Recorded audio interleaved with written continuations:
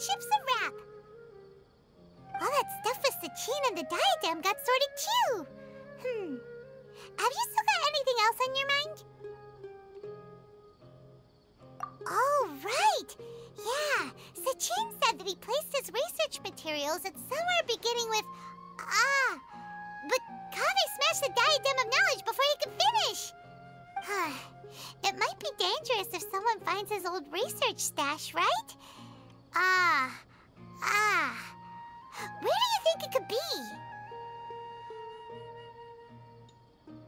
Holy smokes, you're right! He said he spent all that time researching in the desert, didn't he? So it's very possible that that's where he'd leave all his suits. All right then, let's head off to Aru Village and try our luck!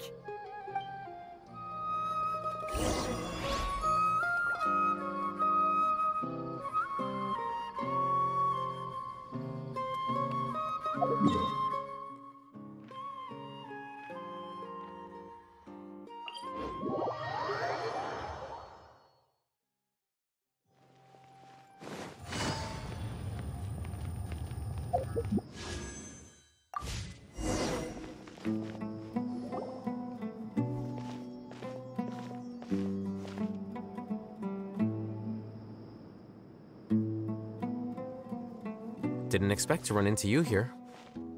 ALHAITHAM, what are you doing here? And what are you reading? Are those? Sachin's notes? Yes.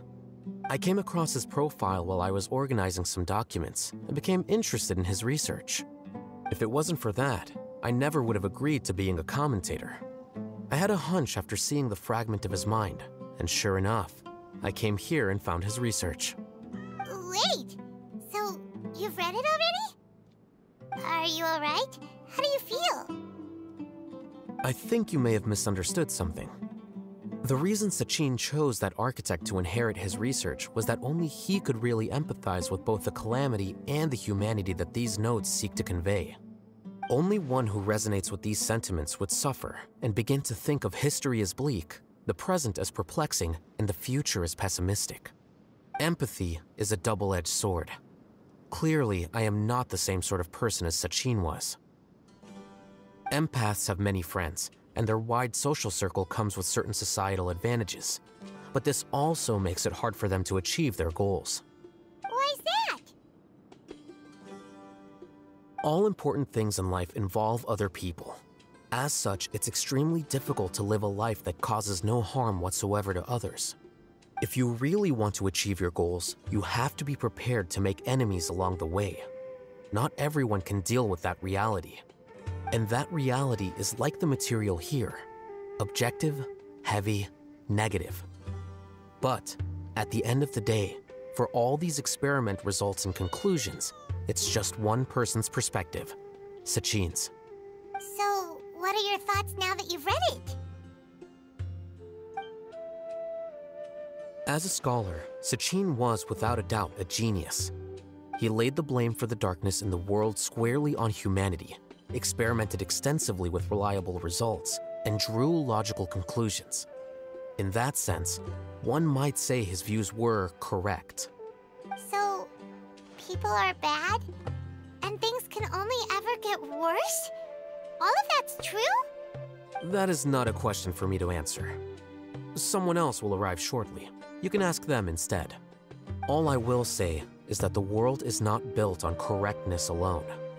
Sometimes, being correct means nothing at all. Lofty ideals may provide no defense at all against nihilism, but perhaps little decisions can. By their own choice, the idealist seeks to bring happiness to all while denying themselves the same. Thus, they shall never reach even the borders of truth until they wipe away the ignorance that blinds them. I've never been able to agree with certain philosophies. Even Sachin himself struggled to comprehend the notion of sacrificing oneself for the greater good. But sadly, all viewpoints will find their supporters, and the way we see the world largely decides our fates. All right then, I got what I came for. These research materials are yours to look after. I'll be off.